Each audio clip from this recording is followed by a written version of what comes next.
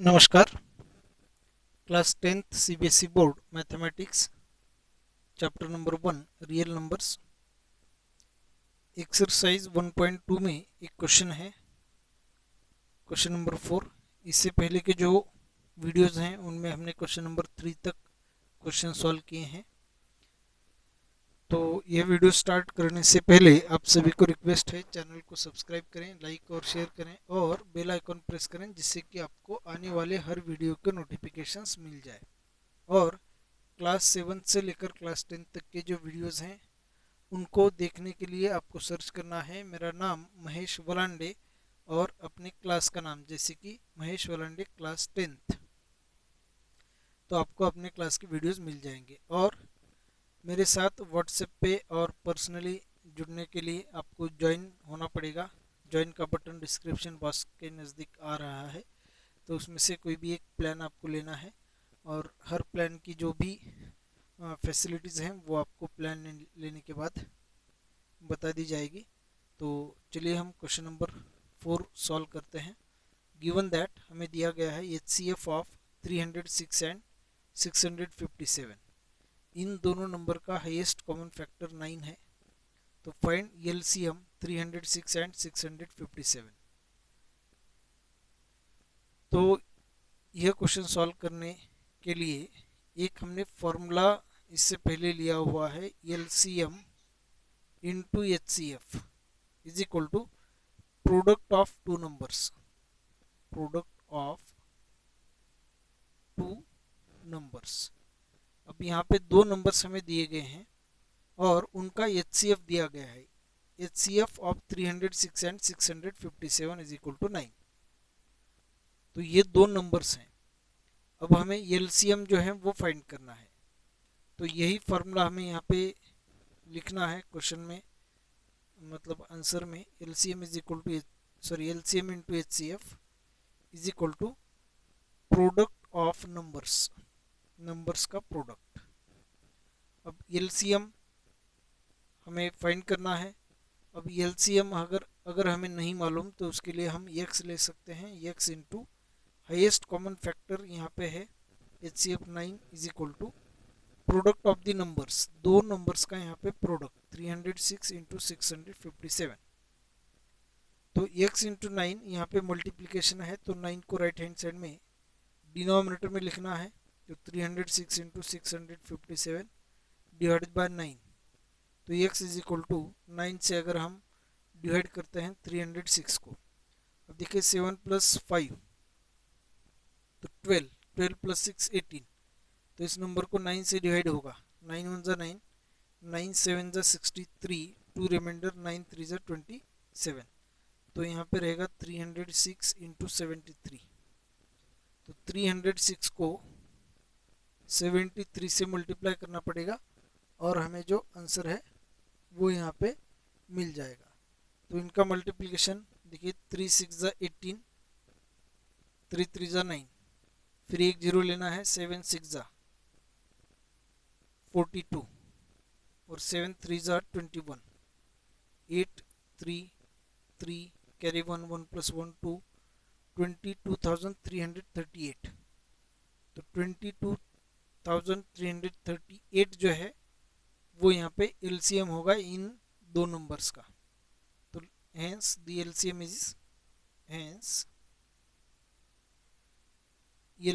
Is equal to 22,338।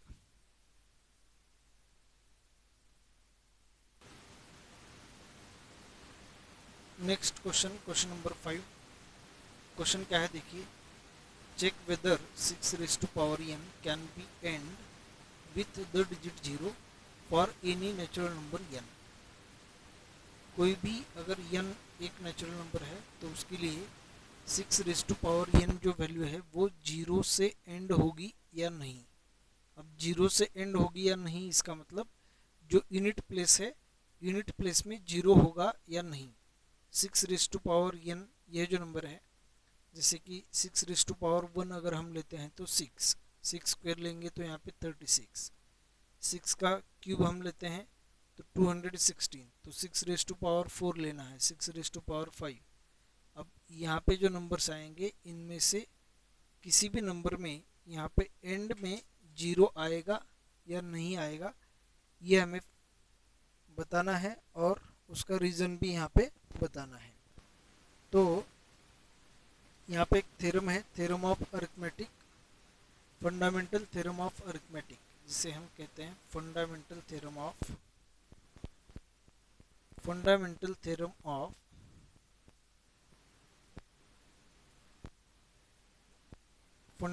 Theorem of arithmetic. अब ये theorem है क्या, देखिए। तो ये जो थ्योरम है वो क्या बताता है, देखिए। एवरी कंपोजिट नंबर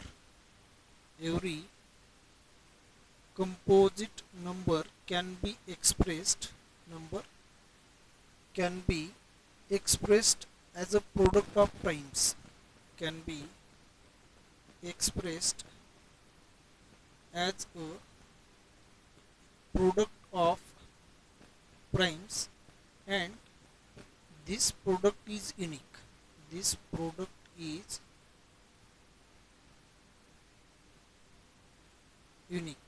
और ये जो प्रोडक्ट रहेगा वो यूनिक रहेगा। यूनिक का मतलब उसके जैसा दूसरा कोई नहीं रहेगा।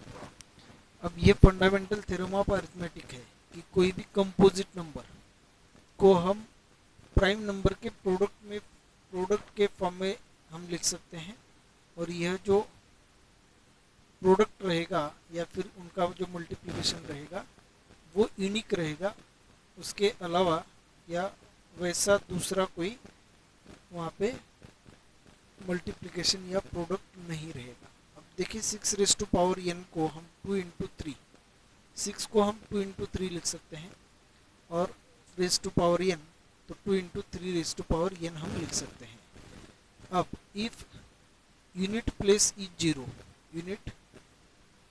इज जीरो, अगर किसी नंबर की यूनिट प्लेस 0 होती है तो उस नंबर को 5 से और 2 से डिवाइड होगा, मतलब उस नंबर को 10 से डिवाइड होगा, मतलब उस नंबर को 5 से डिवाइड होगा। If unit place is 0 then the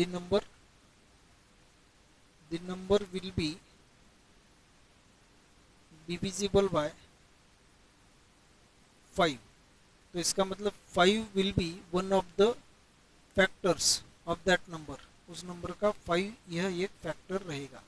अब 6n में 2 इंटू 3n है, और 2 और 3 दोनों प्राइम नंबर्स हैं, और इनका अगर कोई भी n नेचुरल नंबर अगर पावर होगा तो यही नंबर यहाँ पे रिपीट होंगे, तो इनके अलावा कोई भी दूसरा फैक्टर यहाँ पे नहीं आएगा, क्योंकि यूनिक रिप्रेजेंटेशन रहेगा यह भी।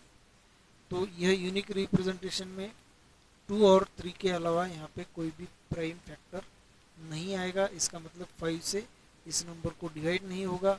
इट मीन्स हमें यहाँ पे लिखना होगा using fundamental theorem of arithmetic,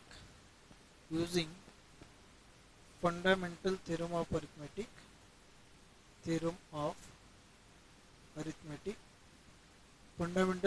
arithmetic यह कहता है कि किसी भी नंबर का जो प्राइम फैक्टराइजेशन है मल्टीप्लिकेशन का, यह प्राइम फैक्टराइजेशन यूनिक रहेगा। अब यह यूनिक है, एक ही है, इसके जैसा दूसरा कोई नहीं होगा, मतलब 2 और 3 यहाँ पे प्राइम फैक्टर्स आ रहे हैं तो यही आएंगे, इनके अलावा यहाँ पे कोई भी नहीं आएगा। तो इसका मतलब 5 नहीं आएगा, तो hence 6n is not divisible by 5। तो इसका मतलब 6n 5 से डिवाइड नहीं होगा, तो hence 6n can not be end by 0 या एंड विथ 0। 6n 0 इस नंबर से एंड नहीं होगा, यूनिट प्लेस में यहाँ पे 0 कभी भी नहीं आएगा। अगर हम 6 की पावर नेचुरल नंबर लेते हैं तो n ही नेचुरल नंबर है n, तो n नेचुरल नंबर है तो यहाँ पे 1 2 3 4 5 ऐसे ही नंबर्स होंगे। तो 6 को 2 times, 3 times, 4 times, 5 times, 10 times, ऐसे अगर हम मल्टीप्लाई करेंगे तो यहाँ पे यूनिट प्लेस में जीरो नहीं आएगा। यह इस क्वेश्चन का मीनिंग है। नेक्स्ट क्वेश्चन देखिए, question number 6, explain why 7 into 11 into 13 plus 13 and 7 into 6 into 5 into 4 into 3 into 2 into 1 plus 5 are composite numbers। अब यह दोनों भी कंपोजिट नंबर्स क्यों है, ये हमें यहाँ पे लिखना है। तो यहाँ पे कंपोजिट नंबर और प्राइम नंबर क्या होते हैं, देखिए प्राइम जो नंबर्स होंगे उनके सिर्फ दो ही फैक्टर्स होंगे, एक तो 1 और दूसरा नंबर जो खुद नंबर होगा वही रहेगा। और जो कंपोजिट नंबर होते हैं उनके दो फैक्टर्स रहेंगे 1 के अलावा। 1 के अलावा अगर कोई दो फैक्टर्स रहते हैं 2 इंटू 3 तो ये नंबर होगा 6। तो इसका मतलब 6 कंपोजिट नंबर है, क्योंकि 6 के यहाँ पे दो फैक्टर्स आए हैं 1 के अलावा। अगर हम 3 इंटू 7 लेते हैं 21, तो 21 यह नंबर कंपोजिट है, प्राइम नहीं है, क्योंकि इसके दो ही फैक्टर्स हैं, दो फैक्टर्स हैं जो कि 1 के अलावा है, 1 छोड़कर। अगर हम 1 इंटू 7 इज इक्वल टू 7 लेते हैं तो 1 यहाँ पे फैक्टर आया है और 7 का दूसरा कोई भी फैक्टर 7 और 1 को छोड़ के कोई भी नहीं आएगा दूसरा फैक्टर, तो यह 7 जो है वो प्राइम नंबर है। तो कंपोजिट नंबर यहाँ पे है 2 into 3 is equal to 6, 3 into 7 is equal to 21। तो ये दो कंपोजिट नंबर्स हैं। अब यहाँ पे हालांकि प्लस यहाँ पे आ चुका है और ये सभी जो नंबर्स हैं वो मल्टीप्लिकेशन के फॉर्म में है, 7 इंटू 11 इंटू 13 प्लस यहाँ पे 13। अब हमें क्या करना है, इन नंबर से और इस 13 से, 13 को हम 13 इंटू 1 लिख सकते हैं। तो इन यहाँ पे दो टर्म्स हैं कुल मिला के, यह एक टर्म है और यह एक टर्म है। तो इन दोनों टर्म से हमें 13 को कॉमन लेना है।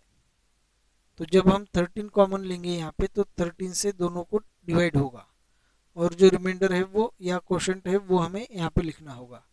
तो 13 यहाँ पे कैंसिल, तो 7 इंटू 11 77 प्लस 13 कॉमन, तो यहाँ पे 1 रहेगा। तो यही जो नंबर है फर्स्ट नंबर वो हम इस तरीके से लिख सकते हैं, 13 इंटू 77 प्लस 1 मतलब 78, 13 इंटू 78, इस फॉर्म में हम इस नंबर को लिख सकते हैं। अब देखिए ये जो दोनों फैक्टर्स हैं वो यहाँ पे 1 के अलावा दो फैक्टर्स हैं, तो इसका मतलब ये जो नंबर है इनका जो मल्टीप्लिकेशन आएगा वो कंपोजिट रहेगा। तो hence 13 into 78 can not B prime, तो यह प्राइम नहीं रहेगा। तो हेंस इट इज कंपोजिट, तो यह रहेगा कंपोजिट। अब अगर यह मल्टीप्लिकेशन कंपोजिट है तो इसका मतलब यहाँ पे जो नंबर दिया गया है वो भी कंपोजिट होगा, 7 into 11 into 13 plus 13 is, hence this number is composite. तो यह नंबर भी कंपोजिट नंबर रहेगा। अब इसके बाद देखिए यहाँ पे जो नेक्स्ट नंबर हमें दिया गया है 7 into 6 into 5 into 4 into 3 into 2 into 1 plus 5। अब यहाँ पे बेहतर क्या रहेगा, इन सब का मल्टीप्लिकेशन करके 5 में प्लस करके जो भी आंसर आएगा वो प्राइम है या नहीं फाइंड करना है।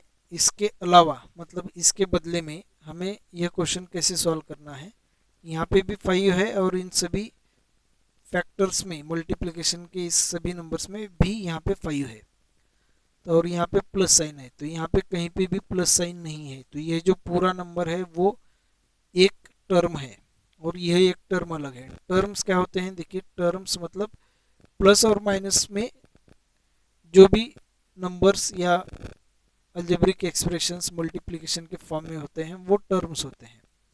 तो यह सभी एक मिला के एक टर्म है और यह एक टर्म है।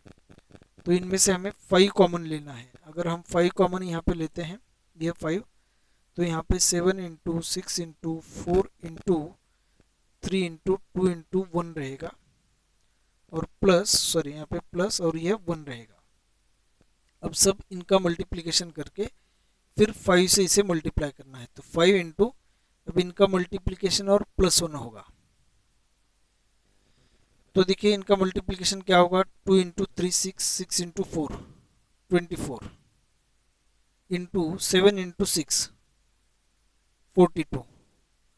फिर इनका अगर हम मल्टीप्लाई करते हैं तो 4 2 4 जा 8, 4 4 जा 16, 2 2 जा 4, 2 4 जा 8, तो यहाँ पे 6 प्लस 4 10 कैरी 1, 8 प्लस 2 10, 1008 और प्लस 1, तो इसका मतलब 1000 यहाँ पे रहेगा 9।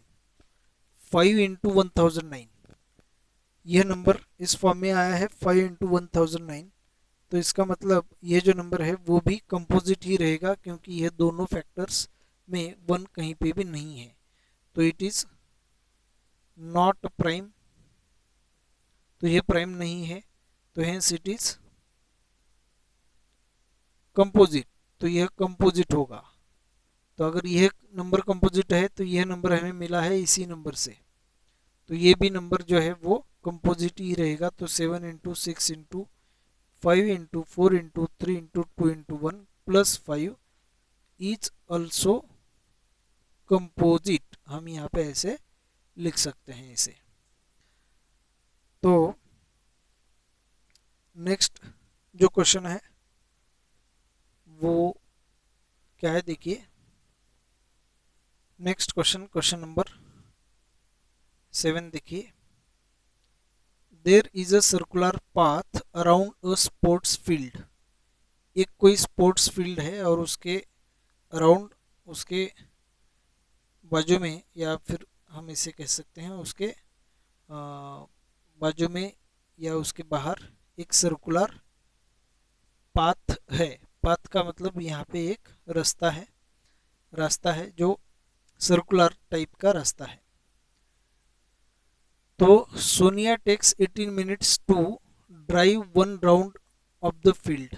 तो इस फील्ड को एक राउंड कंप्लीट करने के लिए, अब एक राउंड कब कंप्लीट होगा, जब यह स्टार्टिंग पॉइंट रहेगा, सपोज यह स्टार्टिंग पॉइंट रहेगा, और इस स्टार्टिंग पॉइंट से अगर यहाँ पे राउंड करने को हम निकले यहाँ से, तो यह पूरा राउंड घूमकर फिर से यहीं पे आने पे एक राउंड कंप्लीट होगा। तो जो सोनिया है, सोनिया को एक राउंड कंप्लीट करने के लिए 18 मिनट्स लगते हैं, while Ravi takes 12 minutes for the same.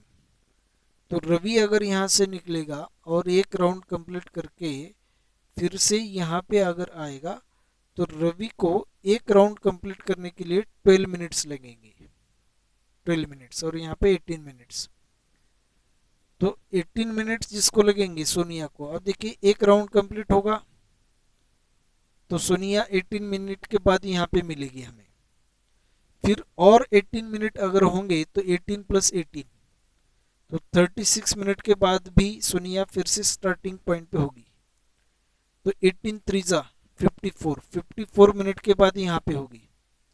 जब से टाइम स्टार्ट हुआ है तब से 18 के टेबल में जितने भी मिनट्स आएंगे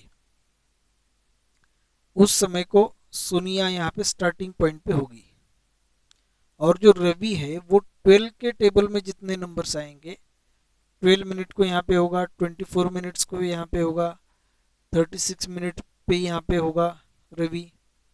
तो हमें क्या पूछा गया है, suppose they both start at the same point, suppose वे दोनों भी सेम पॉइंट से स्टार्ट करते हैं, इस पॉइंट से, and eight the same time, और अगर सेम टाइम पे एक ही टाइम पे स्टार्ट किया है, सपोज 12 बजे है और 12 बजे से यहाँ से उन्होंने दोनों ने ड्राइव करने के लिए स्टार्ट किया है, तो 12 बज के 12 मिनट पे यहाँ पे रवि आएगा, तब तक सोनिया यहाँ कहीं पे हो सकती है। फिर जब 18 मिनट होंगे तब रवि आगे जा चुका होगा और फिर सोनिया यहाँ पे आ चुकी होगी 18 मिनट के बाद, क्योंकि रवि तो 12वें मिनट पे ही यहाँ पे आएगा, 12th मिनट पे, और 18 मिनट मतलब 6 मिनट वो आगे निकल चुका होगा।